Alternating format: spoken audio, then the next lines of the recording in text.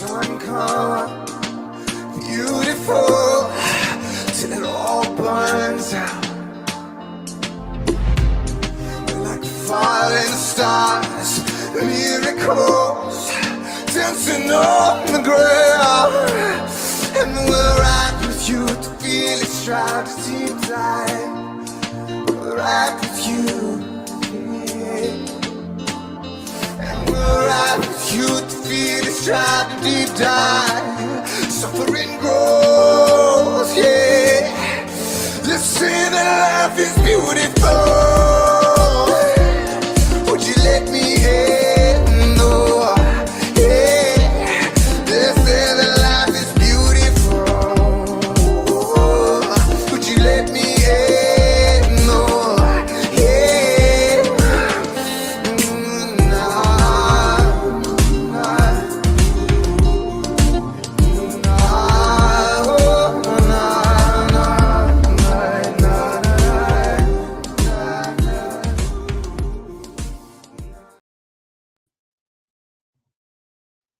Welcome. Okay, we are here. I was so fired up about this, and I have a lot to say, and I went down a lot of thought processes, thought rabbit holes, because in the news, there was this thing about this Spanish artist that is set to be the first woman to marry an AI generated hologram. And that just like caused me to just think about a lot of things. And that's what I'm here to talk about, of that process. And I have Jason Verbelli with me. And he's going to be hopefully a great sport of all this info. You're muted, Jason, but all this info. But basically it has me thinking of like, what are the benefits of this? What are the consequences? It also had me thinking about, is this a solution? Are people that are tried to put themselves out there for relationships and they're getting scammed, hustled, like they're finding these people that are robbing them or manipulating them, or, but a lot of the times people will fall in love with a hologram version that the person projects in the beginning of the relationship, where they will project there a certain way. And then once you remove the layers and get around the core, sometimes it takes a year, sometimes it takes longer or shorter. And then you realize they're like a completely different person than what they projected themselves to be. But it has me, thinking about just people's relationship and how the bridge between man and woman has been broken, and how that needs to be healed, and just where we are at, and just with the robot, with having robots and being in relationships, because it seems as though, like, I can understand why a man, if he's paying, he comes out, he works all day, he's exhausted, he just wants to feel loved, and he's in a relationship where he's just getting absolutely disrespected, annihilated, like verbally abused, and nothing's ever good enough. And he's paying for possibly 2 households, and, where he'd be like, oh my gosh, like, I'm this robot girlfriend sounds really, like that sounds like a better situation because of the situation I'm in, and just like how we're not exposed to very many people that are deeply in love, and people that are because a lot of people are in relationships or marriages where they are in it for financial, like they can't get out of it because of finances, or they can't afford it, they can't afford to leave, or they're with that person for money or whatever. And it's like, we're not really exposed to a lot of relationships where they have the same ethics, they're like spiritually connected, they have like a deeper soul bond, and they are in love, and that like radiates out. And so it's almost like, is this a product because so many of us weren't exposed to that? Like people who were deeply committed had like a psychic bond, and a spiritual bond, and like is this kind of the product of that, and this, to me, it just opened up a can of worms of thinking about love and dating and relationships and how did we get here and then where we're headed, because so many of us are isolated and the technology is going to be advancing, and what that means and what that is going to look like. So what do you think about a holographic marrying? Like, she's literally marrying him. Uh, well, each to their own. I guess I'll start with that. I myself like the real thing, but the technology is going to advance, and people are going to use the tools of technology to adapt it to their own lives in all sorts of new ways. So I don't necessarily agree with marriage to anything inanimate or anything other than like for me it'd be anything other than a woman would just be. So if somebody walks in on their husband with a robot, that's not considered cheating? Like in court, like divorce court, like of like, because it's an inanimate object, but they could probably argue like, wait, but it's conscious.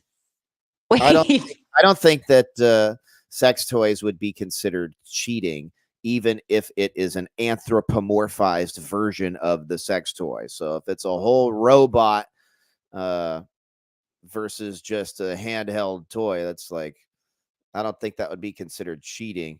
I guess unless you name it. Okay, then you got some problems.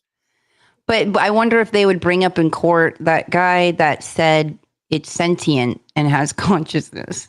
Okay, well then you they're like, what? No, especially if it's like a billionaire and it would help their financial settlement in the divorce proceedings or whatever. You'd have to convince a jury or a judge of the difference between artificial intelligence and sentience.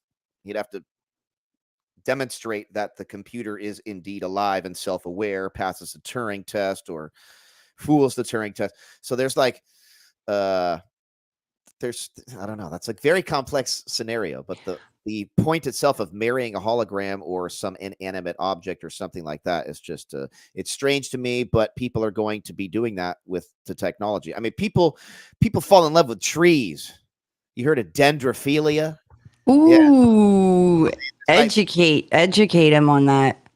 There's a kink for everybody out there, apparently. But there's going to be more robot kinks, I think. People who are lonely, people who are fed up, exasperated with their current monotonous relationship. They're like, well, might as well do a monotonous relationship with a robot who doesn't yell at me. So I could see the logic behind that, and I could see there would be a large market for that. So yeah, it's going to take off. Pardon the pun, I guess. But yeah, there's going to be a large market for that. Things are going to advance in the robot realm, and hopefully there's not a takeover, though. Like, ultimately, we're a bunch of like toddlers on the inside, like our emotional development, where everyone just wants to be loved, and even I think a lot of men would go to gentlemen's clubs like to receive that, even knowing like she doesn't love me, but that energy of getting that energy back. That's a different dynamic. There are men who that appeals to, and then there are men it just does not appeal to. So if you're looking for, what are you looking for? Are you looking for love, or are you looking for lust? Are you looking for cathexis, or are you looking for friendship? Are you confusing love with something else? I think people have lost the meaning of love nowadays. But I think people are searching for that ultimately, but through the wrong avenues. But yeah, ultimately people do not want to feel lonely, but a lot of people are just trying to fill a void or replace something that has been lost in their life rather than look for something anew, or rather than do the internal work. Right. It's almost like dating provides like a distraction to prevent them from developing, because they will get in these relationships where the person's dating multiple people, or there's a lot of drama with it, or they have a lot of problems, and they'll know it and still get involved in it because it distracts them from feeling and developing, like self developing. Or there's trauma and people try to distract from the trauma but do so in the wrong avenues, or they consider that the right avenue, whatever you consider right or wrong, I guess. But trying to form a bond with something that is incapable of reciprocating genuinely with mutuality, you can program it to say certain lines in return back to you to make you serve the illusion of a companionship. But robots and AI can't ultimately do that, but they can sure simulate that. And that will be big. And people will, I wouldn't say fall for it, but people will willingly entertain that, and they will adopt that because of whatever reasons, out of loneliness, out of curiosity, out of replacement, or fetish, or whatever it is. It's going to be the future. Like the movie Demolition Man, remember that, where Mm-hmm. you're sitting across from each other, you're not even touching each other, but you're having sexual activity with the helmets and the virtual reality, like the Oculus or the Apple, whatever vision it is now. It's like you you don't want to lose touch, literally, with humanity and those who you want to love and have love you. But that's what people are ultimately after, is that connection. But ironically, they are losing that physical connection by It made me think too of like, what are we really looking for? And so, because I was talking to Dee about this, and then I was, telling her about the holographic thing, and then telling her that, like, because I was talking to you, and I was very much going over like, okay, Julia, if I had a robot boyfriend, or what does it, if I had a robot here, like he would proofread my book. He could, probably cut and prepare some food. He would know the things, the information I would want to be updated on. He would know like what I care about, like what I would be interested in. Like, so it's like keeping my intellectually stimulated, and just thinking about all that, but then discovering like, okay, wait, we want we're looking for the emotion, somebody with, so it's the emotional component is important, and finding somebody conscious, like, and aware and self-developed with an amazing phallus and pheromones. Like pheromones is an integral part that I'm sure they're going to try and toy with, like implementing, of playing with that. That's going to be interesting. Imagine being in the lab and you're like, I must create these artificial pheromones. Yeah, but the you don't want to lose connection with people and Okay, you know, but the electro the magnetism and the intellectual stimulation is, it won't that's what I was have telling that. you. That's what I was. That's exactly when I replied to you. You're like, hey, I could use a robot to help me with the proofreading and maybe with some cooking. And I was like, Julia, you're just, that's called a man. It's called a Yeah, boyfriend. yeah. Jason's like, you need a boyfriend. Need like somebody to tell you, just a little bit more to the left, a little bit more to the left, or to chop the vegetables for you. I could julienne, I could chop some vegetables too. I could do those things and proofread. You don't need a robot. But that's it. Okay. Now, if a robot or a holographic boyfriend could be implemented with all the lessons my soul needed to learn or experience, and could assist me in my soul mission, that would interest me. Okay, but take note that a long distance relationship, no matter how superior somebody may be, no matter the qualities, the characteristics, and the helpfulness, generosity, the kindness, whatever, somebody who is present and physically tangible and able to shop with you, and somebody who's able to cook with you and clean and take out the trash and do things for you and, like, hold you at night, that will trump any superiority that somebody may have, or an AI, or whatever knowledge that somebody can give you or be helpful with. If you're not present, then it really doesn't matter. Some belligerent fool can stumble under the bar that other people are trying to pole vault over Mm. because they're present. So you can be an inferior choice. You can be this the average John or Jack, right? And as long as you're there, it will overpower anybody who might have a lot more to offer, or the AI. So, but people will settle for less. That's what the going rate is in clown world here. People will settle for what's ever within arm's reach, but the internet gives a false persona and a false sense of connection sometimes, because you might want to be with somebody, or you might want to connect with somebody, or you do connect with somebody genuinely through the internet and you want to take it further, but they're already involved with somebody in the real world. And even though they might like you, or they might not see you that way, you can only get so far from a distance, or through the computer, or with AI or a hologram.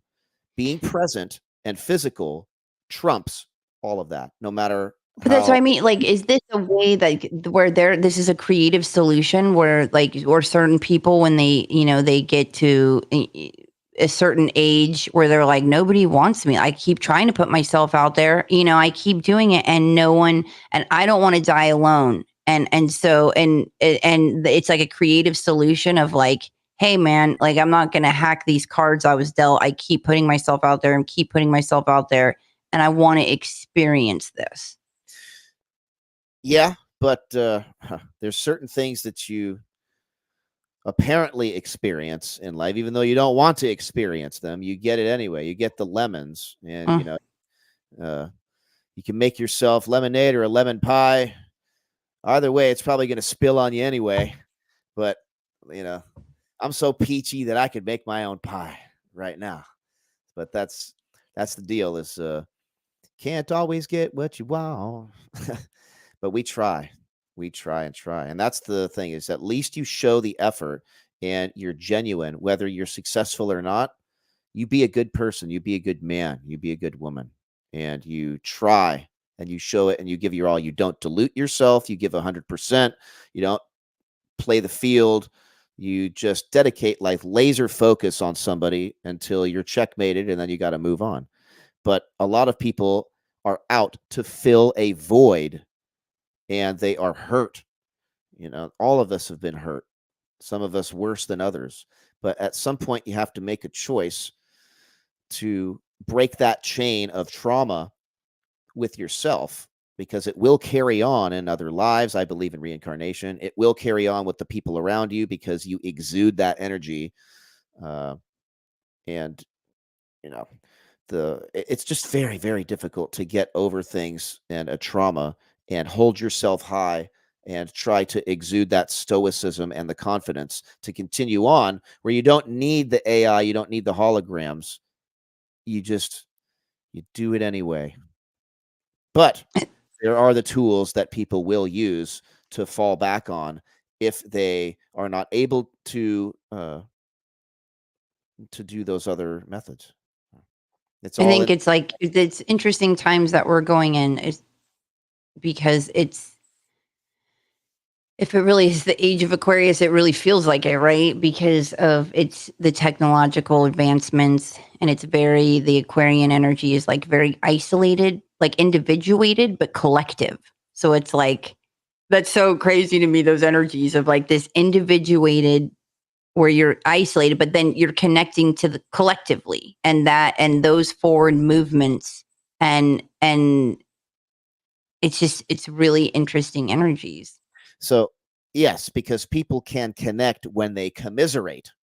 Like, I myself have been living like a hermit and a monk for many, many years before the whole coronavirus thing happened. It's like the rise of the Sigma route. I see that a lot, especially with really like gifted people, or where it's like I really don't need anyone.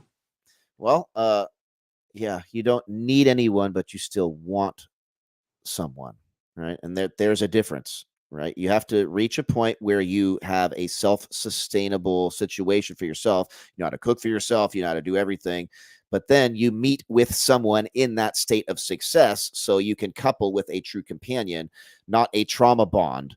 But when you're alone, it gives you a sense of perspective if you have the awareness to realize it. So everybody, it's a case by case basis. Just because some people are happy being alone, some people hate it. Some people hate being in a relationship, or they're just not in the right one, so they give a bad sense of relationship. Everything is just a case by case basis, and it's difficult to pinpoint or generalize anything within that. Even though a lot of people on podcasts and different communities, they try to do that,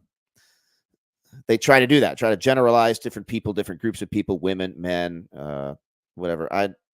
I listen to all of it. I don't agree with most of it, but I take the points that might apply, and I apply it to my own life. But seeking someone who is like you is the key. But Isn't that what everyone's looking for? Like looking for like I'm looking for the male version of myself. Like we're looking, so it's just ultimately falling in love. Like we're just wanting to fall in love with ourselves. Like we're looking for like men are looking for the feminine counterpart of themselves.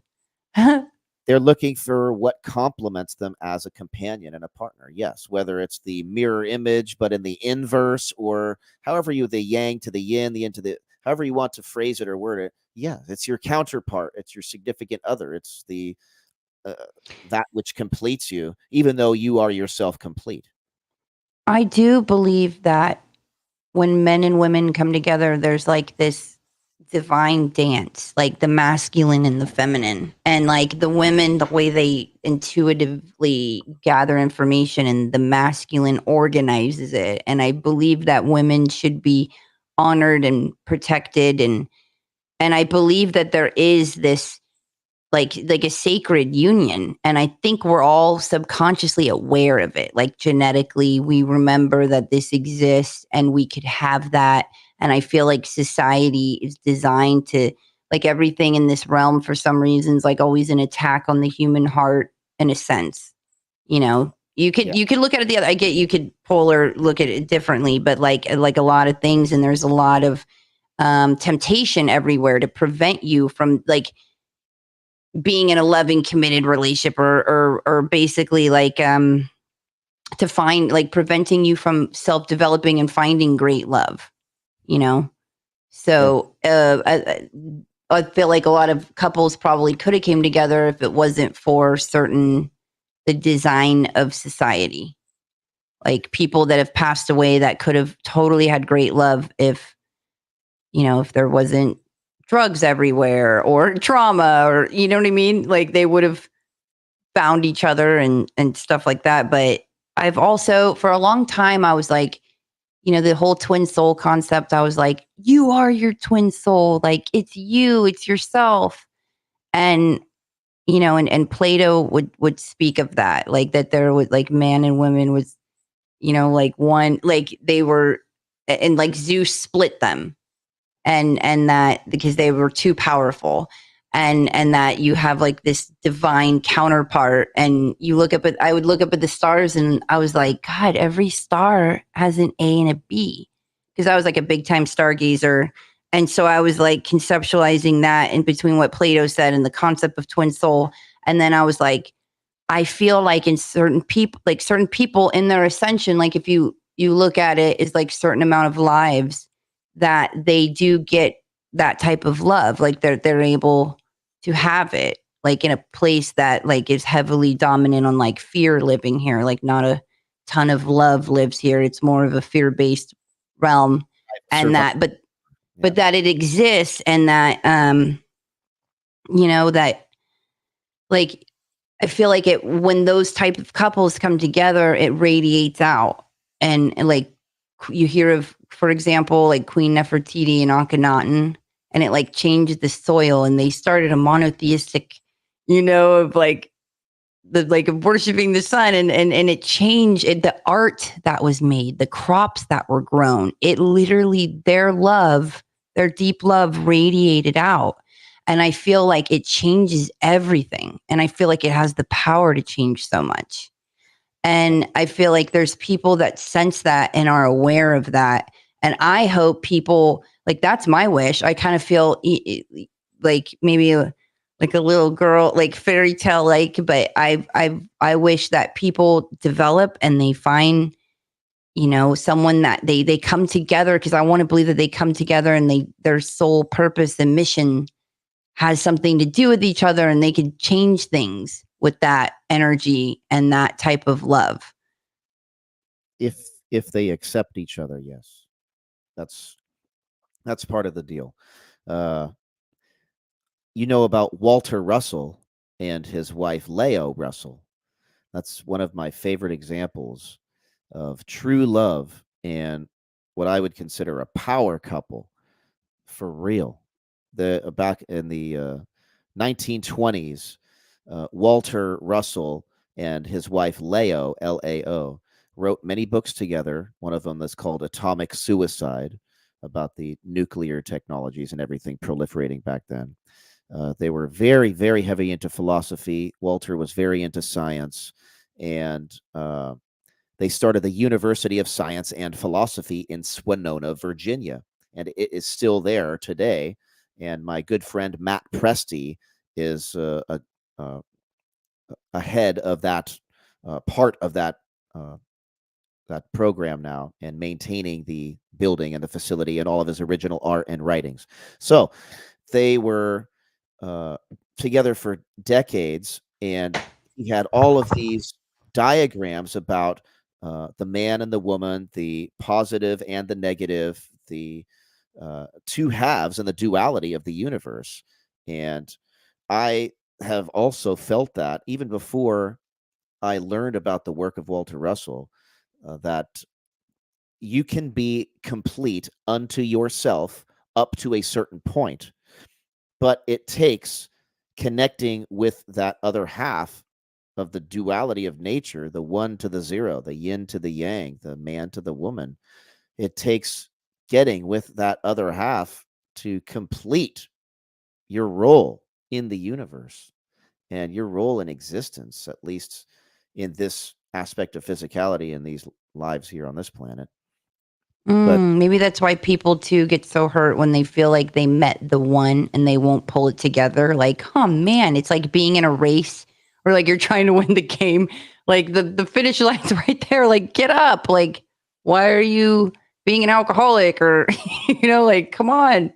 Like, of sensing like, shit, I got to do this again. yeah, I know the feeling. Unfortunately or fortunately, whatever. Yeah, it's like, you put your eggs in one basket sometimes. Some people say it's not the best tactic, but that's what I do. I harvest my own crops, and then I weave my own basket from my own crops. Then I raise my own chickens, and I wait till they lay eggs, and I put all those eggs in one basket, and then I dedicate that basket to passion, okay, until somebody stomps on the eggs, burns my basket, and I'm like, got to raise more crops, got to do more eggs and chickens, okay. But that's so I was thinking about that too, of polyamory, like how I could never do that. Like I'd be like, what? Like honestly, cheating. It's like, whoo. Now I know how people do 25 to life. Like walking in on that, of being mortified, just instinctively, and how so many people are like totally doing that, and what that how that affects.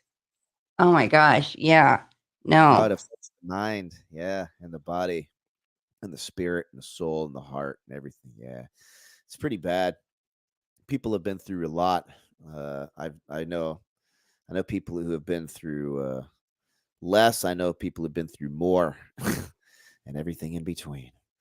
But just be kind to people, do the right thing, and if you're interested in somebody else, then let the person you're with know about it first, and then pursue it. And don't don't ever shatter someone's spirit by Well, cheating so on many them. people are attracted like to those that reject them because of childhood wounds, and also I think we're so busy criticizing ourselves, and we're so harsh on ourselves that we then attract situations that mirror our inner world. And Yes, so that's the trauma bonding, and when people are trying to just fill a void or replace somebody who has left them, so they look for those same qualities in someone else to try to replace that, and then they end up in not the best situation because you're not getting to know somebody for who they are. You're trying to just replace somebody for who you want them to be. So that's a lot of inner work. It's a lot of wanting to better yourself and evolve your mind and your spirit and yourself. And people, again, you have to make a choice. People can turn to drugs, gambling, people commit suicide for less, but it takes willpower in order to just do it anyway. You give it your all, whether you pass or you fail. Go big or go home, do or die, but be willing to die.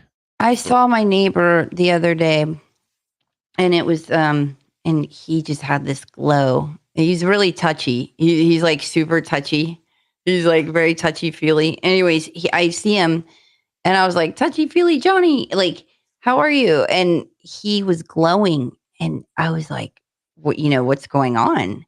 And he tells me this story about he went to Starbucks and he saw this woman in there that he was like, whoa. Then he went to the beach. He saw her 3 times, like throughout the day, where he saw like in different parts of a couple different beaches. that's Then it. so he said he walked up to her and said, "This is the 4th time." He's like, "Man, the 4th time I saw her, I had to say something."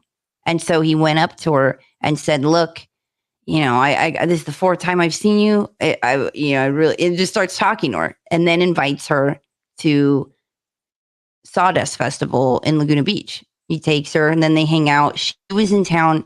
She's an oncologist. She lives in Turkey, but she was here for like 3 months. So they hang out for like 3 months. So he's like, you know what I did? So he had sent her when she went back, he had sent her his life story. And his dad passed away when he was 3, and he just kind of laid it all out there and sent her his story. And she read it and was like, I'm writing a book, and it's about love, but like we should write together. And and they talk, and he's like, I got an Airbnb. I made sure to get an extra room so she could write in it, and we're gonna write stories together. And I was like getting teary, but he goes, you know what, Julia, everything you were telling, I guess we had a conversation that I said a lot of profound things to. He's like, it got me to start thinking different, and you really opened my mind. He goes, so then I started connecting. I started taking my shoes off, and every morning from like 9 to 11, I'd go down to the beach and stick my feet. I'd ground and stick my feet in the ocean. And he goes, if it wasn't for doing that, I wouldn't have been connected to I wouldn't have been connected to the universe. I wouldn't have been connected to that frequency. And I wouldn't have recognized or done something about it, or, like been too in the head of like, I'm not going to say anything. She's going to reject me. I was like, oh my gosh, Johnny, this story is so uplifting. Like I was getting like tears in my eyes. And he was telling me about his mother, who's Sicilian. And she told him, he's like, she always told me I'll know it. Like, don't look for love. Don't look for love, Johnny. Like you'll it you'll know it when you see it. Like you'll feel it, you know? And so with Well, you can definitely feel when it's not there. You can feel when somebody doesn't reciprocate, because not all romantic gestures are they don't go so well all the time, right? But you try anyway. But that is what I hope for, is that everybody can feel that type of fulfillment as that gentleman did, as grounding on the beach. Whatever it takes for you to achieve that up here, I don't Care if it's grounding on the beach or on a mountaintop or whatever it takes for that man and that lady to get there in that mental state in order to take that leap, talk to each other, and develop that bond. That's just it's beautiful. I hope everybody can feel that. That's again, that's what's sought after, something real. So that sounds like it was something real, like Walter Russell and this guy with his. Did it work out? Did he get his girl in the end or what? Yeah, no, so he's going there. Sorry, I had internet problems. Did I just disappear? No, you're good. You got. Did I I held it just down. I held okay. it down when you were gone. That's all right. Okay. So he flies out, I think, next week. He bought her a plane ticket. And so she's gonna come in May, but he got an Airbnb and leaves next week. And so he's gonna be gone for like over there for a couple months. Oh God. Okay, so it's good. Good for him. All right. Yeah, all right. I could live vicariously through that one for a little bit. All right. I love that. I love beautiful stuff like that. It's like I would meet, I started being really interested. I've never done online dating. And I would meet couples, and the ones that had like a certain, because my town is a very big date spot. People come from all over to go on dates. So you see a lot of couples, and I'm so good at energy. I'm like, wait, like where'd you guys meet? And there was a lot of them met on Hinge. A couple of them met on Bumble, and I guess Bumble is the one where women make the first move. They're the ones that initiate it. And then there was a couple of them met in a bar.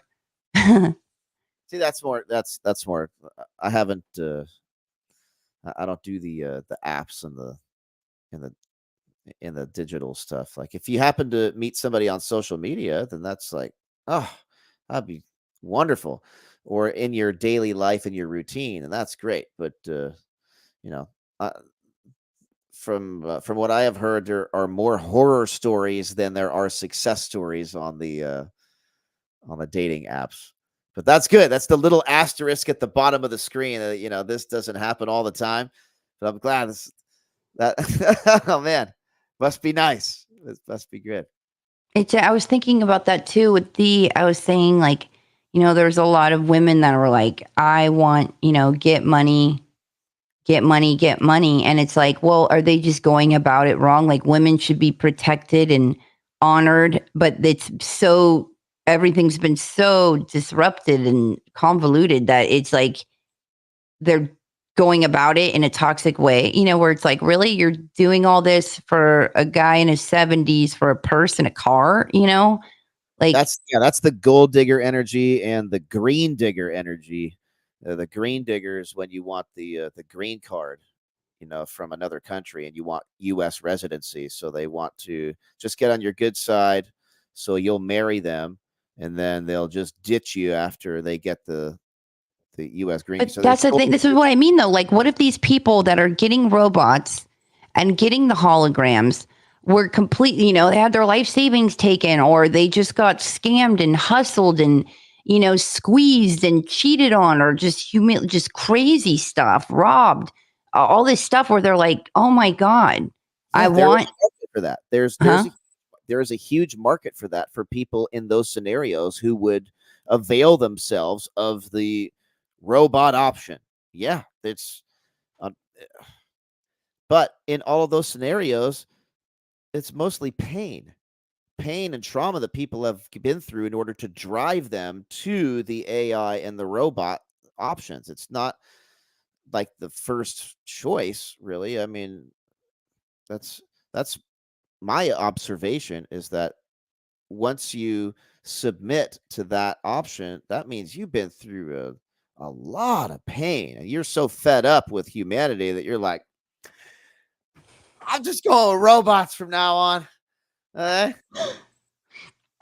No, seriously though, but that I don't want to seem like I'm just on a certain side here, I guess. I'm just trying to entertain some of these thoughts of like, well, guess what? Humanity's really shitty.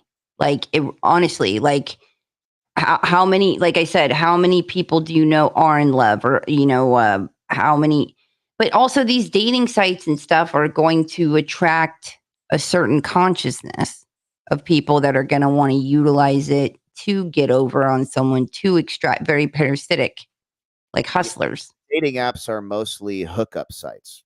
That's just what they are. You like me, I like you, and it's like that aspect of connection isn't there when you meet somebody in person. You don't know if somebody likes you or not. You don't get that like, you don't get, so you have And to. that's why I feel for men too. I feel like men have it rough. Like they're constantly getting rejected. And then it's like, oh my gosh. Oh my gosh. I mean, I get messages, I get dick pics all the time. I get bombarded with a lot of messages for a long time. But that like rejection of the constant, and to still have the confidence to go after it. I went to an all girls party on Saturday night, and everybody got tarot cards in their gift bags, and I had two of them in mind. So like I sat down, Twice the and fun. the girl, like, I don't read tarot, I'm not allowed to, but I sat down next to her, and she was like, wait, how'd you get two? I'm like, that's just how it's supposed to be. Anyway, so she's reading the card, she takes the card, and it was her and another girl like reading it to me, and they were both like, Julia, you have big dick energy. And I said, and Angelina's sitting next to me, I'm like, yeah, the first time I heard that, and Angelina's like, of course she's heard this multiple times. Like, how many times have you heard this, Julia? I'm like, oh God, like a lot. And they're like, women told you this? I'm like, yeah. But what I think it is, I think it's when you're strong or confident, I think it gets associated with like big dick energy or like masculinity. But what I'm saying is like, what I'm saying is like men need to have that. Like, no matter how many times you've been rejected, like, be like my neighbor and tap into the signs and synchronicities and have the confidence. Don't lose your big dick energy, man. Don't. That's what you must retain the magic. Even if you get stabbed in the back and in the heart and kicked in the teeth and down that Spartan pit, I've been there over and over and over and over. But you, again, have to make a choice to be a good man regardless.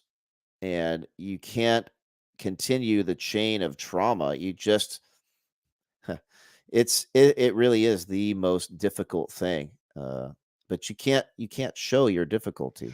You have to go through it alone as a man. And it's, a lot of people just lose their confidence and, but you have to, okay. In this world, it's gotten clownish and people have gotten to be fake. And like you said in the beginning, they have presented themselves as one thing. And then like an onion, you peel back the layers and you learn later. So I have said this for maybe 12, 15 years now, this analogy of real gold versus chocolate coins.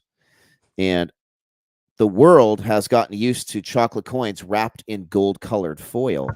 And when they encounter somebody who is like real gold, they bite into it and they toss it aside like it's a stale candy, because real gold doesn't smell like chocolate.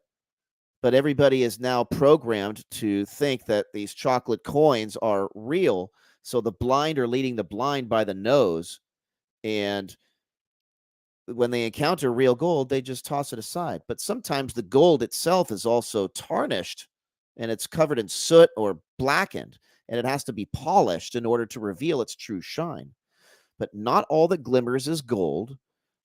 And people are just too used to chocolate coins nowadays. Well, Jason, that brings up a few points, key points. And number one, a lot of people don't. Well, some people will kind of think like they'll fall in love with the potential. They can be this. They see the gold that person is not willing to do. So they'll disillusion themselves. They'll defraud themselves by being like, oh man, just falling in love with the potential. But another thing that you said about the gold is like, it's like you eat at McDonald's enough when you go to like a a really high quality place. I'm trying to think of a high quality place, like, I don't know, Morton's.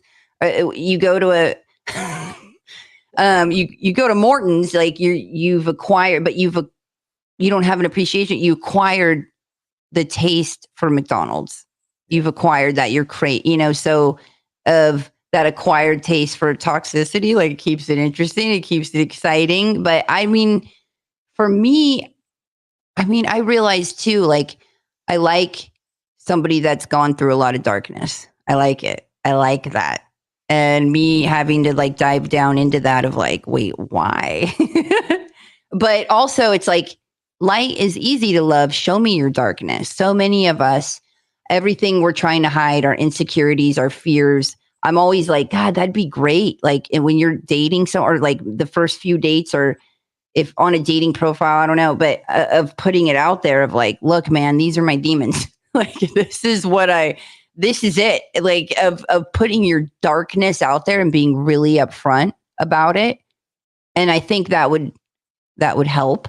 That would help out a lot. The irony is that when you by waving your red flags and making them invalid and presenting them, it turns them into white flags. It's when you try to wave, these facades, that you hide your red flags and then they come out later.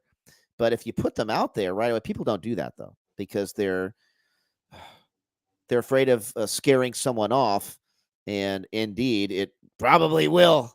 But you have to suffer that early, because if you discover somebody's red flags too late, or they discover yours too late, you're going to hurt somebody, or they're going to hurt you. And it's just not good. So it's presenting who you really are. It's okay to fall in love with the potential and stuff. That's not love, though.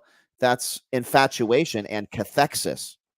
Ooh, you know what a psychic said? I'll never forget this. She said her grandmother told her butterflies is a warning to run the other direction. It's like, we're taught that we look for that butterfly in our stomach. Like, ooh, I want that reaction, that stimulation down there. Like, a lot of us associated with that is love, where it's like, Mayday, Mayday. Those are your ancestors telling you, like, no, run the other way. But I found that it can be, but again, that's on a case by case basis. I think there's a difference in feeling, like when you're dreaming and you fall off a building, and you wake up, you get that weightlessness feeling. That's not a really good feeling. That's different than butterflies in your stomach and you're flying. Okay. But there's that spidey sense too. There's that false impression that you have of infatuation and lust, and you're enamored. Oh my God, look at this person. You're wooed and you're swooning. It's okay to swoon, as long as you're finding out about that person over the course of a few months. But people don't want to put in that time normally. They're just that high spike, and they want to. But they get so attached too. And then that will happen of like, oh man, I don't want to have to go through this entire process again. Of course, that's the whole thing with harvesting your crops, weaving your own basket, raising your chickens, putting the eggs in the basket and doing it. Are you willing to do that work? Or are you trying to fill a void? What are you really aiming for in life in the long run? Like, you have to ask yourself that and assess each situation. And yeah, it does take a long time if you really want to do something right, you gotta put in the time and the effort. And if things go wrong, it will destroy you. But you have to be willing to get destroyed. I have so many people in my life that I'm all constantly, for years now, they're like basically begging. They want to know, like, why, like my neighbor, everyone around is, my neighbor said, Julia, like, what are you doing? Why am I not seeing you going on dates? Like, if I looked like you, I'd have a different guy over every night. What the fuck? I never see a guy over. And it was like, well, and a lot of people have like, dude, put yourself out there. Like, you need to, they're basically trying to encourage. And of a lot of people in my life wondering that. But for me, like I never opened my heart up until like 2020. Like I had a moat around my heart. Like I had like lasers, I had claymores, I had like all these defenses around my heart, and I just had never opened it. Like I always wanted to. That's another issue is sometimes you might meet the right person, but at the wrong time. And when they meet you, you have all of this armor set up around your heart that prevents them from entering. And unless you're able and willing to drop some of that armor and allow them in, you're going to miss that opportunity because you've been hardened too much and your skin is too thick, like pachyderm, from people tarnishing that opportunity from the good man who finally encounters you. But you know what that reminds me of? That reminds me of something Alex Collier said. He said, when it's all said and done here, like where you're gone, like it's over here, this lifetime, whatever, and you look back, the only thing that matters is how did you love? and he also said the love that you withhold is the pain that you carry from lifetime after lifetime. Yeah, man, I've made a meme of that. Like, I think that's one of the most profound statements ever. I love that quote. I love that you know that quote. I met him, and I know a lot about his work and his claims and stuff, and I think he's a really good guy when I met him. And yeah, I met him in Shasta. He's a big hockey fan. What? I say, who are you talking to? Of course, I know his quotes, man. It's like, oh yeah. But dude, it's how did you love? And then I was like, oh man, how did I love? You know, just that thought alone of like, you guys, how, like the chat, how did you guys love? Looking back, what would you do different? How did you love while you were here? Did you love really hard like once you got hurt and then you never did it again? Oh no, I've loved, and every time I love, I go all in, full, all the chips in, full all in, and then get destroyed. But I'm willing. Are they always like this, like the same type of women, like, or the same type of issue that would come up? No, I amazingly in life find brand new ways to get destroyed, like whether it be in the lab, Dude, what is this place? whatever it is. Yeah, it's exactly. It's like, Jason, where are we? Try to never get hurt the same way twice, but I managed to find new ways. It's crazy. It's crazy. But you keep putting yourself out there. Yes, I do. I don't even know how, but there's something within me. Okay. There's something within me that I have found recently. Like, it's this joy, this spark, there's something in my heart that's beyond earth. It's beyond form and this shape. It's beyond seeking a companion or women. It's beyond love. It's beyond life. It's everything. There's something else. And there's something in my heart that's like, it cannot be taken no matter what trauma or whatever I go through. There's something beyond all of this that is pure joy. And I actually found it. It's like, I don't know where I got it from, but it's like, it's in there. And it's like, it's it's a feeling. It's a real thing. And I don't know. Some people attribute that to God or a religion or something, but I happened to find that unto myself, but in the darkest abyss, bottomless pit, getting kicked into it and then helped out and then kicked back into it again by the people who helped me out of it over and over. It's ridiculous, dude. So yeah, delirious laugh.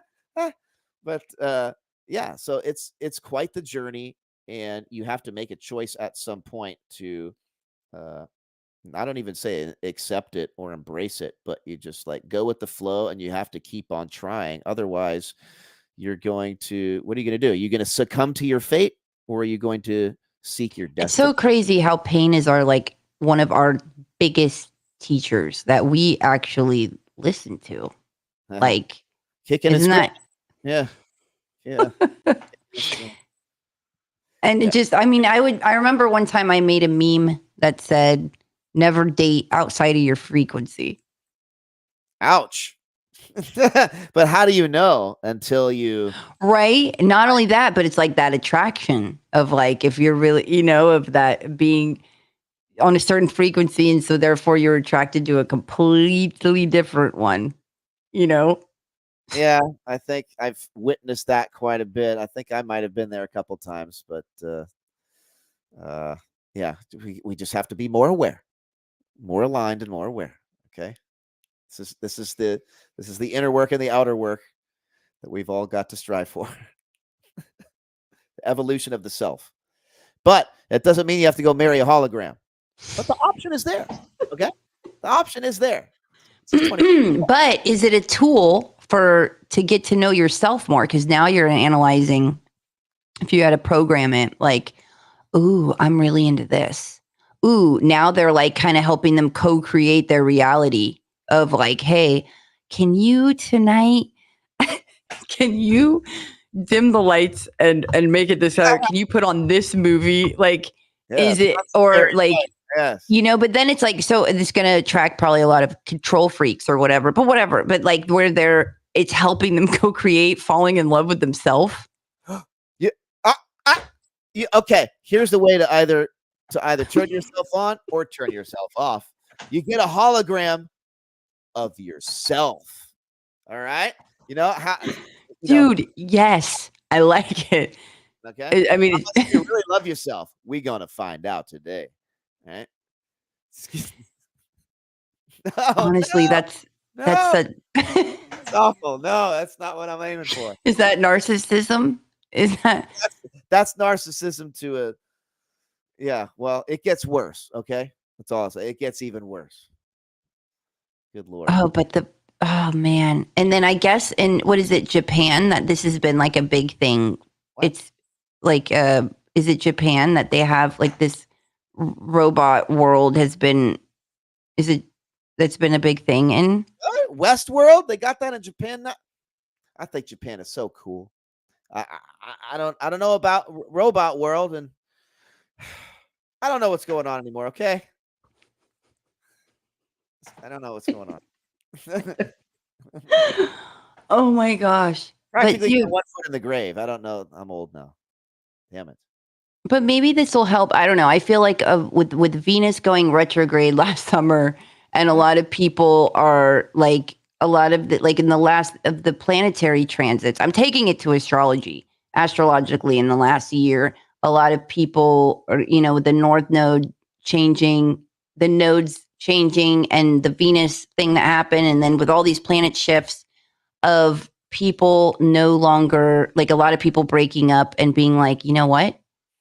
I deserve love. I am valuing myself. I'm not going to tolerate this anymore.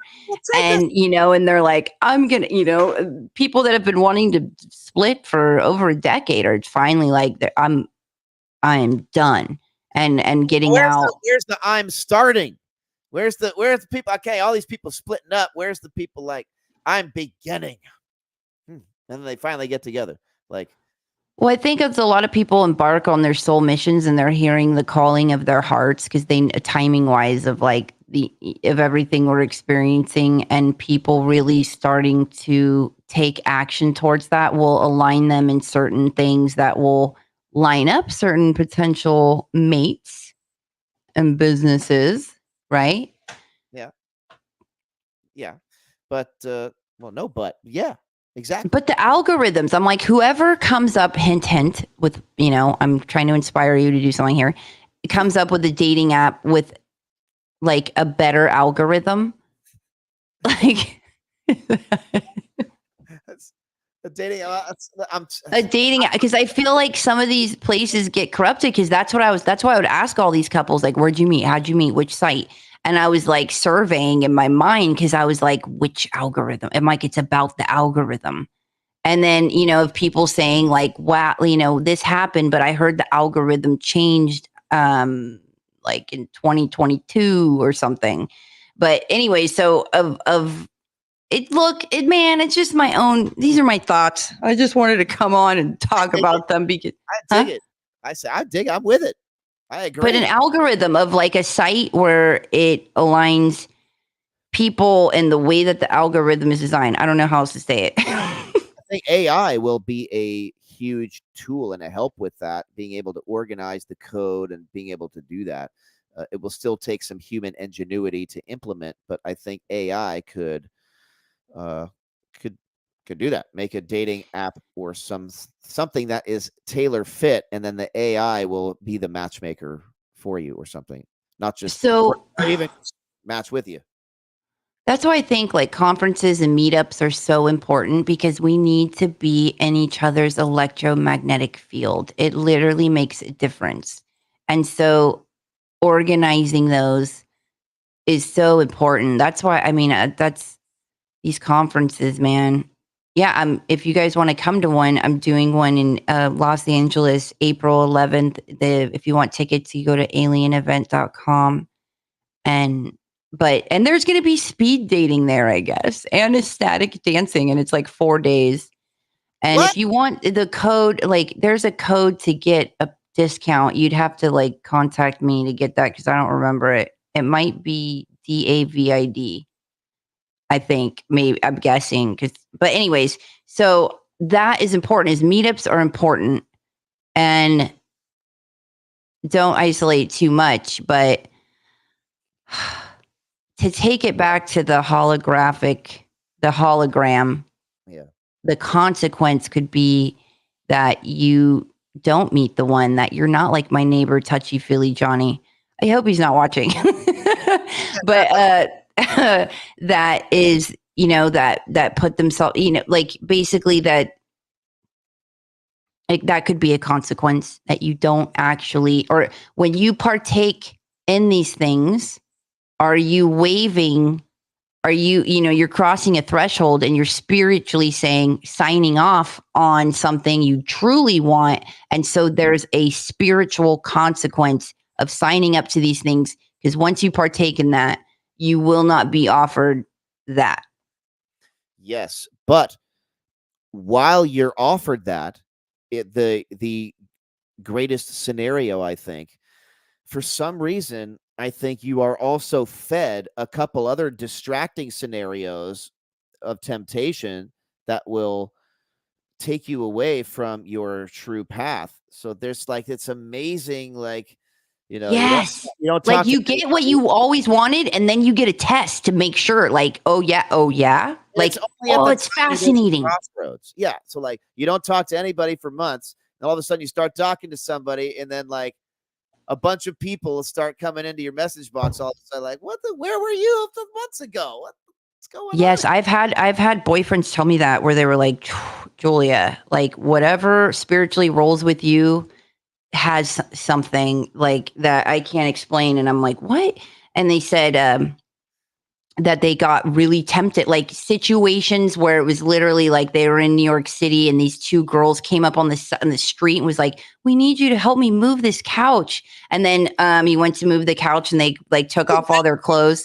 But like that, they're like right after we started dating, all of this like crazy circumstances stuff happened. And then a couple other guys had told me about like a similar thing that once they started dating me, like weird, crazy stuff like that happen. And then I was like, huh, that's Yeah, interesting. Or they're completely full of it, you yeah. know? So, does he still have both kidneys after he helped him move the couch? Like, Right. that's how you lose a kidney, bro. You kidding me? Yeah. Getting punked for organ is like a real thing. What do they call it? Shanghai. Shanghai, yeah. You wake up and say you're on a boat to China. Where am I? It's not cool. So, but that it does happen. Not the Shanghai, but Yeah, I feel like everything we're saying is like going to terrify people from dating, or like, oh yeah, you get Shanghaied. They could scam you, rob you, hustle you, like, yeah. or like, No, oh yeah, but get back out there, but be confident and have your big dick energy and get out there, man. exactly. Have that. That's what everybody wants and needs. But it has to be from the heart, though. As long as your big dick energy is coming from your heart and it's genuine, then it's real. Otherwise, it's just dildo. When I did open my heart up, finally do it, and there was like a psychic connection that like knew things about things about parts of my soul that I'd never uttered anyone. And like, I really think that experience of finding, a person that connects intellectually and heart, like, and virtue, morals, and just like spiritually, like a deeper or like with similar passion, that there's nothing else like that, like, and combining those energies, because guess what, like, we need it in where we're headed in the times we're headed to. Thank you. What do they say? Like, this isn't dating anymore. Like, you're looking for like an apocalypse partner, Yeah. like. Hey, look, if you find, oh, jeez, if you find somebody who compliments you and who you see as a good person, and like they meet all the criteria, they check off all the things and stuff, and and you're tested and everything, and you still don't go for them. Like, what are you really after in life? Like, geez, because Oh, that like you're saying, like if they check off all your boxes. off all the boxes, and you meet, and like, and you meet on the same wavelength and stuff, and everything is good, but then you still choose the chump, like, what are you doing? Are I you think that's happened a lot too, where like a man would find a woman, like she's, attractive, she makes money, she's got all these like rare qualities, and they would, still be drawn to a completely different type of girl, like. vice eh, versa? Like, yeah, it's just like, that's just weird to me when a clearly superior option presents itself and they still go for the inferior option. It's like, what are you gonna do? Like, geez. So you gotta you have to find somebody who is more aligned, but those experiences can really take a lot out of you and take the wind out of which you, experiences? of rejection, of Mm. finding someone who I you think that's the hardest thing to process is reject. I feel like rejection, I think, gosh, if you ask me what's the worst feeling in the world, that'd probably be my guess, yeah, is rejection. one of them, yeah. But women don't really know that as much as men at all. It's completely disproportionate. Women have lines of dudes to choose from, even though 99% of them might not be viable options, but you have the option of rejection. Must be nice. Men, it's not that way unless you're the top, 2-3% of dudes who's 6'4" and $1 million and all this, whatever the going rate on the internet is now. But unless you're a certain category, it just ain't going down. So when you meet somebody who compliments you and is a companion material, like, at least investigate, check it out, and weigh the options. Don't, but that's not what's being done now. It's there's too much trauma in the marketplace, so people are dismissing the gold for chocolate coins. That was such a brilliant metaphor, analogy. Like, Yeah. Well, well, every once in a while. I uh, like the planning one too, of and your eggs and your.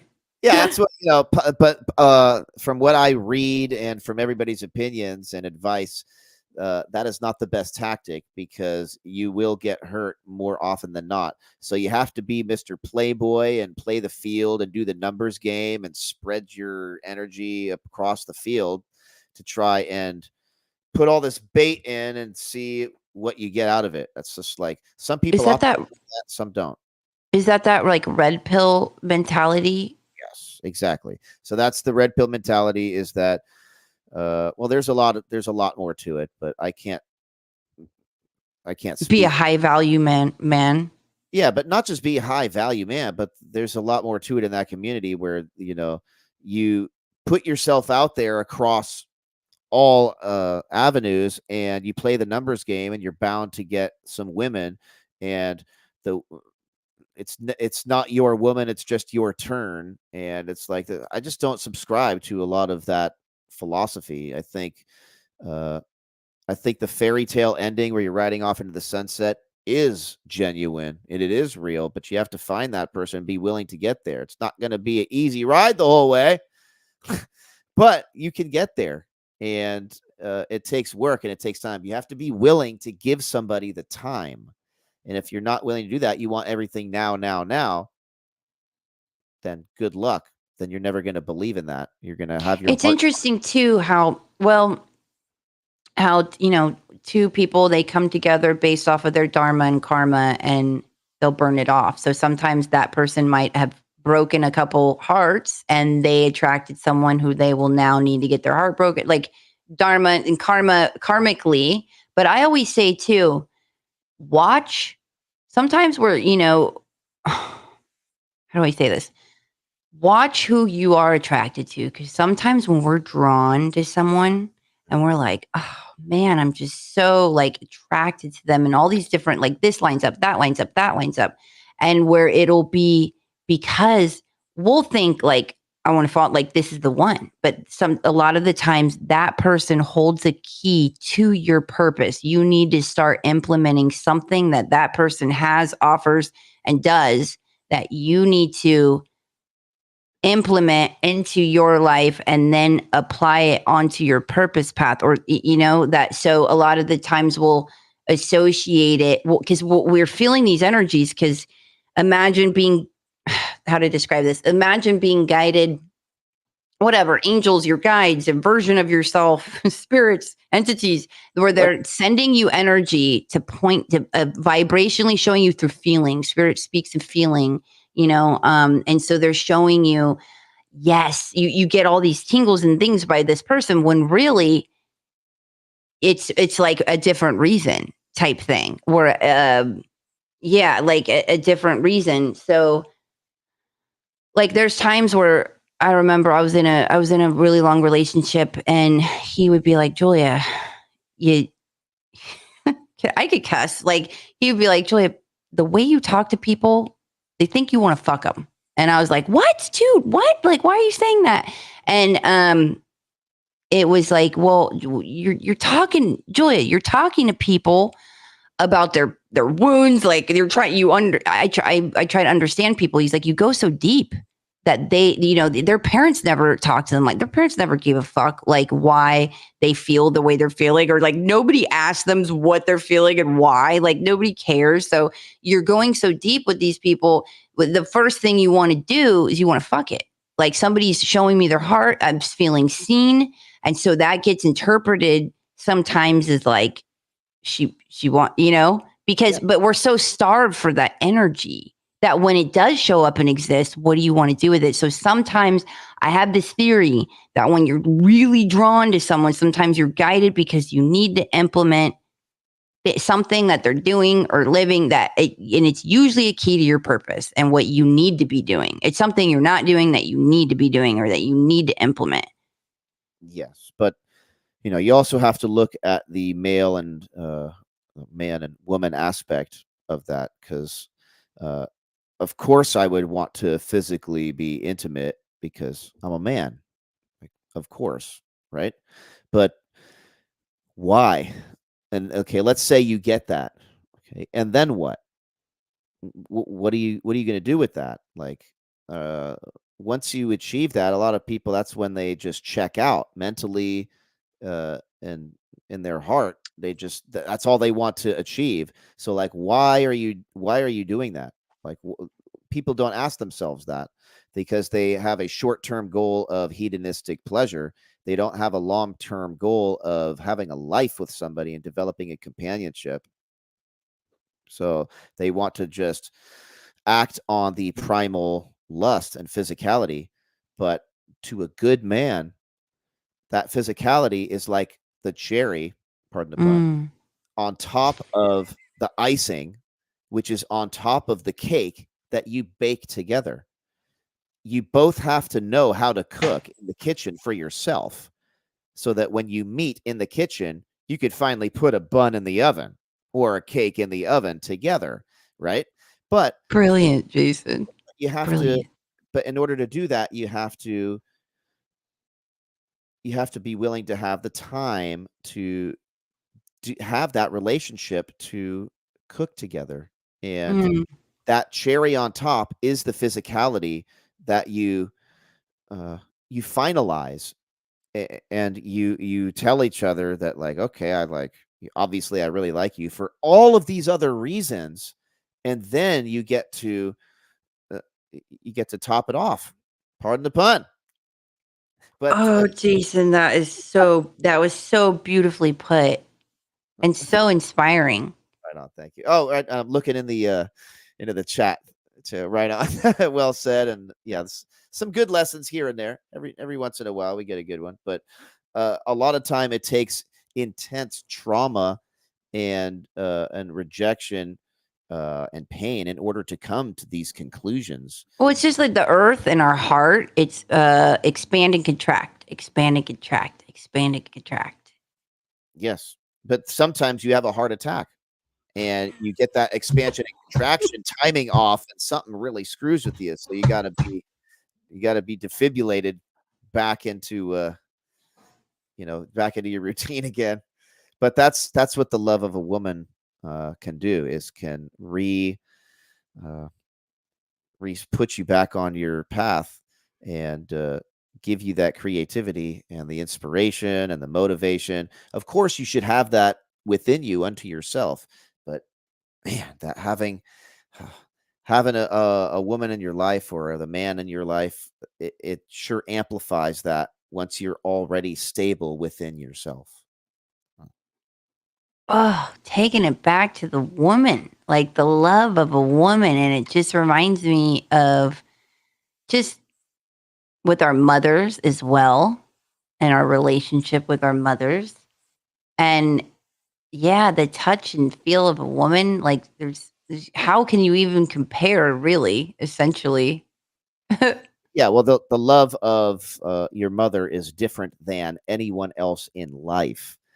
My Shaolin martial arts instructor, he told me a story. Said there's this man who wanted to find the truest love in the world, so he left his house and he was looking around for years for this woman. And he went to this guru, and the guru told him, go knocking on every door, and when the lady answers the door with bare feet, you'll know that you have met the woman who loves you most. So he goes around and looks at knocks on all the doors, couldn't find the woman. So he finally goes back home after years. He knocks on the door, and his mother answers with bare feet. And so what he was looking for the entire time was where he originally left. Uh, Mm. but that's a different type of love than the love of a wife or a woman. The love of your mother is unlike anything else, and there's no comparison to that. But that's, you know, Well, I think that there's a lot of wounds there, that's why people do certain things in relate are drawn or attracted to some things. They're recreating the trauma. Their mother abandoned them, rejected them, or did certain things where that's what caused the wound when you get down to the core of it. yeah. But one person's wound could be, somebody else's, not a wound, I guess, not healing, but it's just not a wound. They don't consider it something broken. Another story or fable that martial arts instructor told me is there was this guy who's feeding his dog with this bowl. The bowl was black, and is feeding it for years. It was just a dog dish until the dog passed away. The guy needed some money, so he sold it in a yard sale for pennies on the dollar. Person who bought the bowl so noticed it was really heavy, brought it home with him, started to clean it up, noticed it was kind of shiny, polished it even more, and discovered that it was a solid gold bowl from an ancient emperor from the Forbidden City in China. And he sold it for like, millions of dollars, and it changed his life. So this guy who had it for years didn't know its true value, but the person who got it finally polished it and got its tarnish off in order to reveal its true value.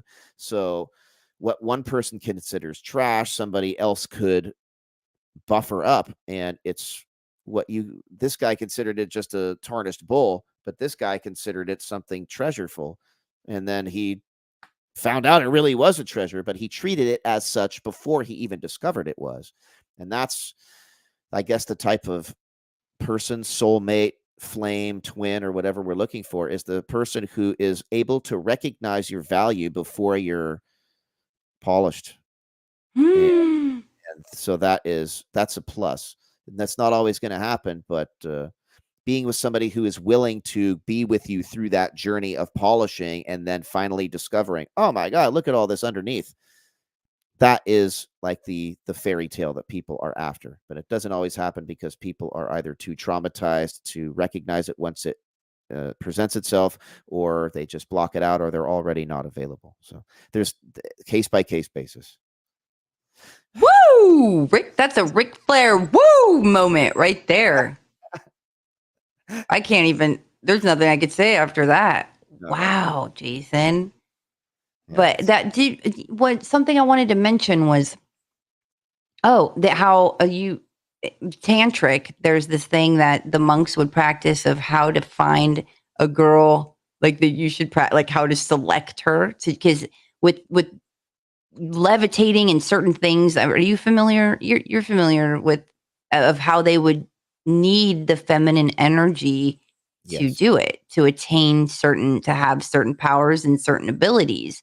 And so sometimes it would kind of be almost like sadomasochist or where they would, or parasitic, where they would only get the women, knowing like as a hack into it, because doing it alone is so much more difficult and it's not even guaranteed. But doing it with a woman is like guaranteed, like so much of the energy coming from her, and they want to attain it. So sometimes they would just parasitically just, use her or whatever. But there's like a list. I don't have it in front of me, but it's about like of how to select the right woman. Because it struck a chord with me, because I was like, I had all the signs. Like it was like where she has an indentation in her forehead, and then like an indentation here, and it's very particular. It's very specific about these indentations and these markings. And I was like, hey man, I have all of them. And it's like, but that being part of like a more awakened woman, I found it fascinating. But don't Essentially, stop there and prevent yourself from eating because you're looking just for those signs, and and you don't see that one divot, so you pass the person on. So those are guidelines, but not a guarantee. There's a line from a movie. Remember The Golden Child with Eddie Murphy? Okay, that's a good movie. give me the knife. Pass me the knife. I want the knife. That one line in that, when he was talking to that old guy who was the monk, he was asking him, how am I going to know when I encounter the love, or what are the parameters of which I have to live my life in order to get that true love? And he said something like, you must remain pure, you must trust someone you have no reason to trust, you must make a promise to someone that you've just met, and you must love someone who loves you. And that's for you to decide when to do each of those things when you encounter them. But follow those guidelines. I think that's like a Taoist or a Tibetan Buddhist philosophy. Trust someone that you have no reason to, make a promise to someone that you just met, and love someone who loves you. But that takes time, and that takes effort and willingness to do that. So, it's. I feel like everyone just needs help with the access process and the selection process, because, and I think too, that's just the bars and the clubs. Like, where else can you go that socially, or if you go to a concert or a sporting event, everybody's usually going there with someone else. Yes, or you have to feel out the energy. They say, talk to people in the libraries, but some people are just there to read. They don't want to be left. They want to be left alone. What about a gym? Some people just want to work out. They want to be left alone. Well, what My about brother always told me, he's like, dude, the biggest pickup place in the world is the gym, Julia. Yeah, well, case by case basis. you can't you can't really tell. If somebody has their headphones, there's signs and there's tails that if somebody's just looking like this, probably they don't want to be Oh, talking. dude, I get so angry when anybody interrupts me working out because I'm just in a certain state of mind. Yeah, but It's not time and place, so you have to assess that with each person. But don't ask me where to meet people. I'm not a love guru. I would always tell my guys, my guy friends, like, dude, go to yoga. Like, you guys go to yoga, especially hot yoga, Oh, geez. and go do Bikram. Like, go. Yeah, That's a well, great place to meet women. some like martial art, jujitsu, something you can roll around and you want to wrestle? Hmm? So like that's good. Something where you're interactive, where you're meeting with people, meetups, some sport. CrossFit, I'm sure CrossFit, but that's like a. Yeah, but you'll find people who are into those things that you're into. It's like, well, it's so interesting. Whatever you get obsessed about is usually have to do with your purpose, like things you're passionate about. It's like a key to your purpose. And so try to things you're obsessive about or weird about, like go on that. Gosh, I was obsessive about first person shooter games, you know, and Like, I was in a clan, and that's how I became a King's girl, is double up. because I was in a clan for Call of Duty, and I took it so serious. But never did I think by playing Call of Duty or Xbox Live was ever going to have me be an LA Kings girl. Like I would have never thought that, but I was passionate about it, you know. But That's this is that's awesome. I love that. What the heck? no, but like I'm just saying, like people's purpose, like sometimes things you that really makes you excited you want to find other people that are excited about that too. And then you meet with them, and that's how you form bonds and connections. But it's more often than not over the internet now rather than in person, because that's just the new generational thing with the phones. People, it's just yikes. I think that's a more dangerous thing now too. You have Well, access to people who are farther away that you're not able to touch, but you can form bonds with them, but they'll leave you more empty because you're not able to physically connect with them in ways that you ultimately want to and need to. So we have a farther reach, but it's grasping at illusions and holograms. Sure, you might be able to that's what I carry it. mean. We're all kind of already doing this anyways with our screen. Like, I know. you know, our phones. Can you hear that? Yeah, I thought it Did was an you hear airway that? siren or something. That was a motorcycle. I used to live next door to a couple of those people, like some Harley Davidsons. 4 in the morning. They used to. Oh, I'm pretty sure they were tweakers. They were, 4 in the morning, yeah, turning on their bikes, their Harleys. just revving them, just to rev them. And I worked next door to a guy who works on motorcycles too. I was like, "Is there any really reason for this? Like, what are they testing?" He's like, "They're not testing anything. They just want to be loud." I'm like, "Great, thanks, buddy." But I moved, so I don't have to deal with that anymore. Yay! I could just be at peace and in bliss, because that's where my state of mind is all the time now. I just want to be away from a loud society, and I want to connect with other people who want to be like Yeah, spiritual, I really should do. like Dude, over. Not, meetups are important. yeah, I say that, but I feel like I'm very like I'm alone a lot. So I'm preaching this, but I love to be around people and connect with them, and it really does make a difference in our overall health. But yeah, our phones, man, that's pretty much like our companion. Like irony, so much. my buddy. Yeah, it's always in your pocket. Wherever I go, he goes. But that it's a problem. I I remember the flip phone days. Oh man, see, I told you, one foot in the grave. But the flip phone days when you didn't have access to the whole internet, you had to press, the text and stuff and the pager code. Oh yeah, remember that?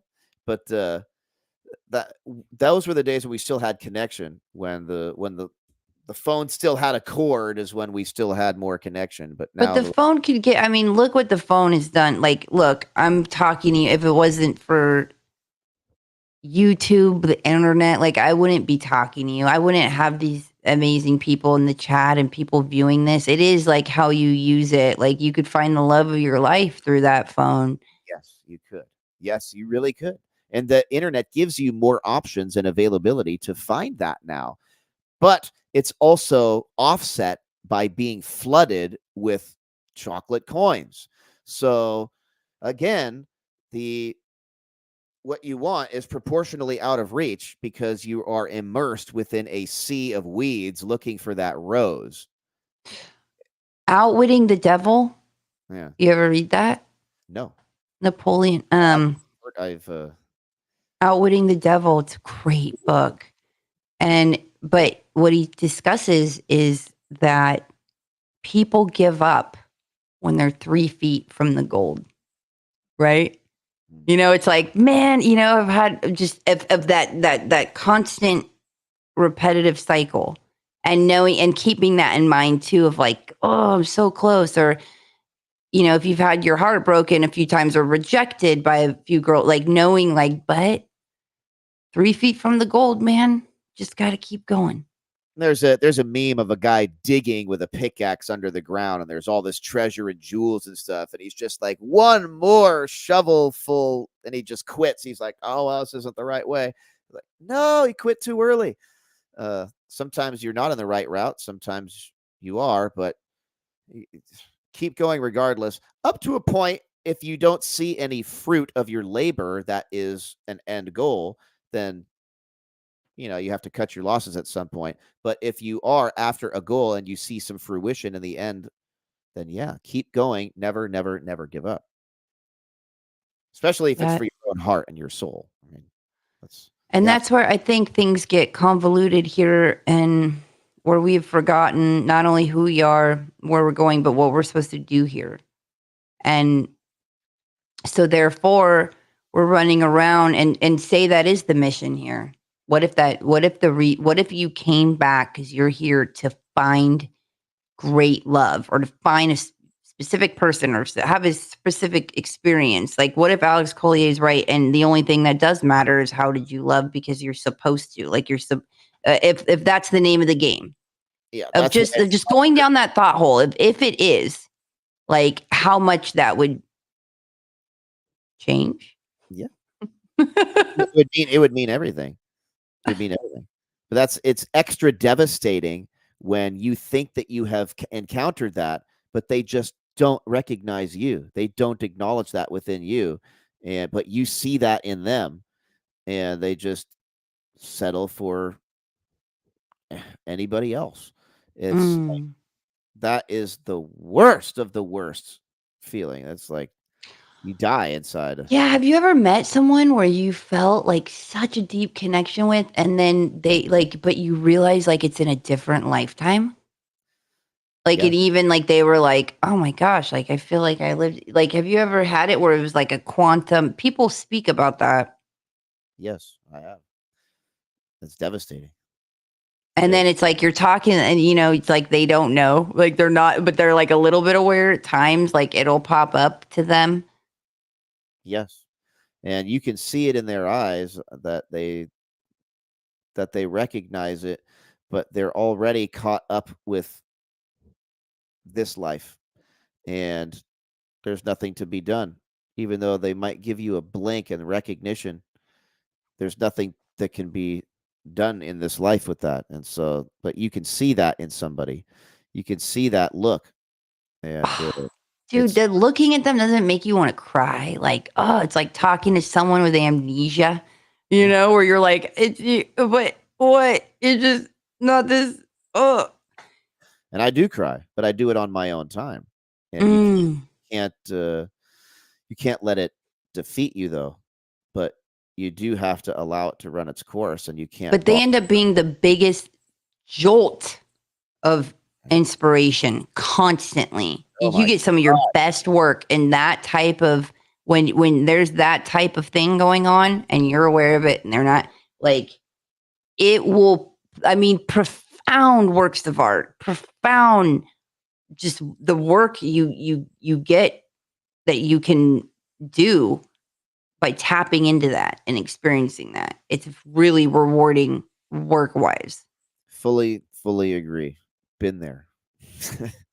Yes, that's some the most passion that I have ever exuded in life is due to a woman, and either uh, genuine interest or the illusion of interest. Either way, the inspiration derived from that is the most powerful uh, ever.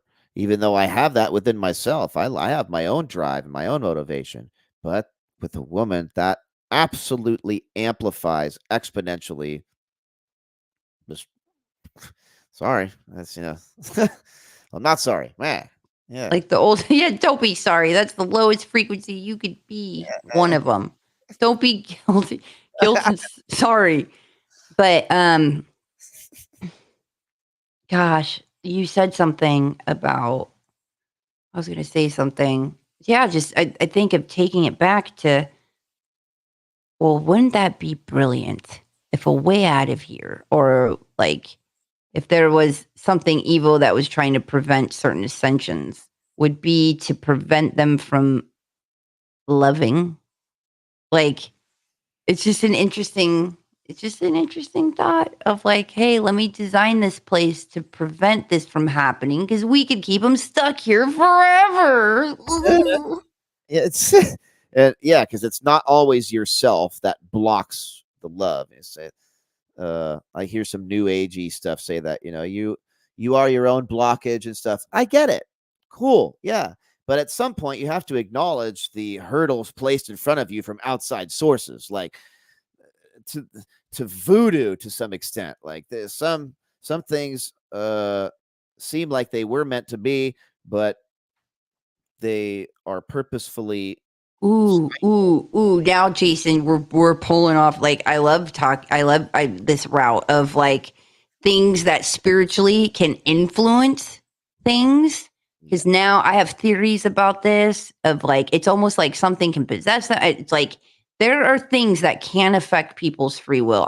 They can influence. Okay, Agent influence. Smith theory, where they can embody that just all of a sudden and be like compromised, possessed, or they're just like somebody else. Like, and you can't convince them otherwise. It's like yeah, like be possessed or something. It's crazy. Clowns possessed by clowns. I know. Then it's like the whole NPC thing of like, which ones are real? How much of this? Where are we?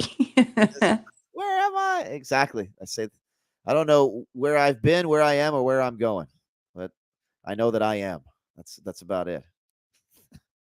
Oh, I made like a really mean meme earlier about, yeah, I probably shouldn't bring it. Well, I had said that the people, like, why? Yes. This is so wrong. I Yes. said, I said, why are the people that say I am so punchable? And the reason why I said that is because there's a lot of people that will say I am and preach it, and they're like nothing like what they're preaching. It's like they're very opposite of what that energy is supposed to be. But But there. you're, Been there. Hey, I'm not an exception. No, I don't get a pass. It's me too. It's okay. You can punch me later. but it was like one of those things. I'm like, Julia, why would you say that? But I know why, but nobody else needs to know why.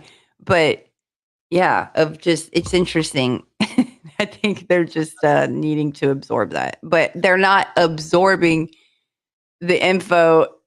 And yeah, maybe I wanted to make them absorb it. Yes. But well, dude, this has been such on the dough. It's what we do.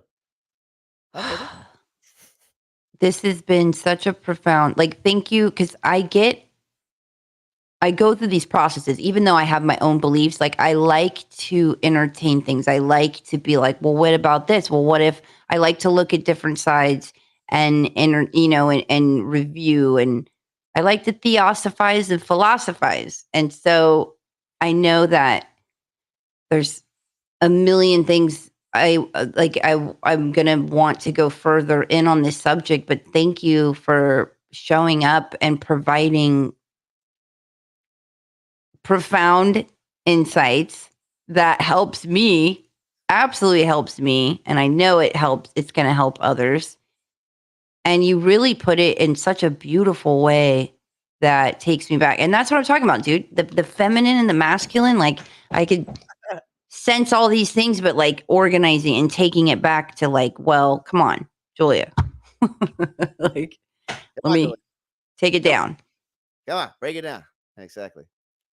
So thank you so much for going down this. This is more of like my vulnerable stream. I usually don't share like that, but I'm normally known as the science guy and stuff, but I have a lot more philosophy than I do science.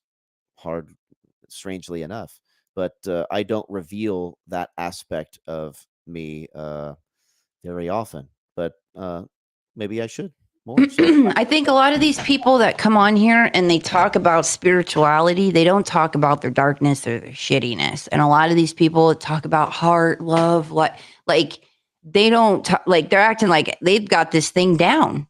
Like it's like where it's like for me, I'll be the first to tell you, like I am very advanced in things, and and I'm going to say this word, you're not supposed to, but I'm going to say it, retarded. I am very advanced and very retarded. There's incredibly advanced things that are easy to me and incredibly simple things that I'm like, what? Like just mind blown on it. So, and I struggle. And when it comes to love, I feel like a moron. Like I'm not an expert in love.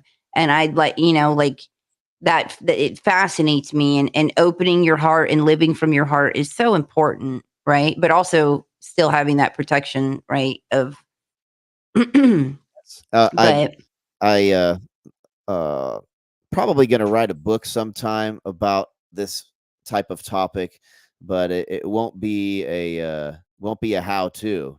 No, this will be a guide of what not to do in life. Because I've learned more from failure and trauma and devastation than I have from any success. So if I can help people from what not to do, then I can offer that insight. That's a whole nother episode. There you But go. okay, like in Outwitting the Devil, that's what that they discuss that as well, is how failure is how much it teaches you. Like I think Andrew Carnegie, because he's the one that invested into the book and really wanted it to be made and was like, you need to do this. But he talked about failure, like keep going, like it's the number one teacher. You you train yourself to keep going and you will be successful no matter what. But they interview the devil in it, and one thing that he says was like, is seriously like one of the greatest books. You guys got to read it. I should just read it on a stream, just read all of it myself. No, but I have like a lisp and like a nasally voice. It'd probably be annoying to hear me read Outwitting the Devil. But he talks about how he gets people by that just drift a little bit. Like the temptation just a little, and then it keeps going and going and compound. he's like, it's the people that aren't black and white, the ones that are like, well, maybe I should, maybe I shouldn't. Like they sway. Like he's like, those are my favorite. I'm paraphrasing, but be definitive. Make a choice, stick with it, and don't be willy-nilly. Don't pussyfoot around. Make a decision, and then just commit. Do something. Be somebody. Like have some fun when you're doing it too. But make a definitive choice and dedicate yourself to whatever it is that you're doing or whoever it is that you're dealing with. I guess that's it's so profound though, because I was like, what? The devil would say that? But yeah, you're with someone, you're the guy marries a girl, you get married, and then they're like, maybe over here. Or you're like, I want to do that. When you sway, when you're swayable. Yes.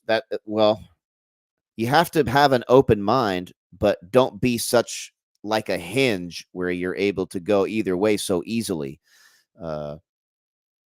Just be sure in yourself and put your foot down in a given area, whether you're right or wrong. Stick with it and do something. And you'll probably find out you made the right choice. But most of the time, you'll just find out more about yourself and your decision making. And everything comes down to how teachable are you? It's so crazy. The same lessons will keep showing up until you pass the lesson. And then once you do that, and then it's how teachable are you? How many more times is it going to take you to learn that lesson? No, man, I want to have another go. I like being on a carousel. Like, this, this is. Please, no more. Yeah, I know. I'm done. Okay, I'm done. This is my last life on Earth. Okay, yeah, right, dude. Yeah, right. We got a lot more to learn, but at least I'm taking it in stride, and at least for now, we do our best. We can only try. Just kidding. I hate it when people say the word try. I know. I want to eliminate that from my vocabulary. And if anybody says try, I'm gonna show you how.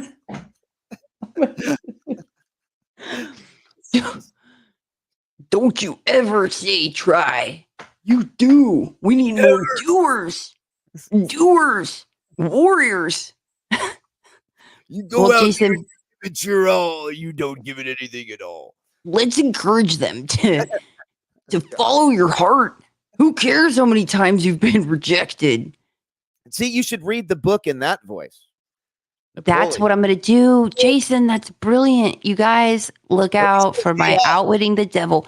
Outwitting the Devil by Julia Cameron. My neighbor's like, no wonder you don't have any dates over ever. I hear you talking like Ric Flair and Randy Savage until 2 a.m. Yeah, that's hot. Yeah. She's like, oh my God. Oh. Well, Jason, thank you. This has been legendary. Excellent. And anytime you want to talk about opening your heart and putting yourself out there, we'd love to chat. Excellent. Yeah, just keep the love out there, brothers and sisters. Oh my goodness. Yeah, that's just be real, be true, and don't give up on yourself, and do not give up on love. Keep your magic no matter what. Hey, when love shows up, you're gonna feel it. All right, you guys, I love you. Have a great evening, and I will see you later. Love you. Watch the sun come up, beautiful, till it all burns out. We're like falling stars, miracles, dancing on the ground. And we're right with you to feel it strike deep down. We're right with you, yeah. And we're right with you to feel it strike deep down. Suffering grows, yeah. Let's say that life is beautiful.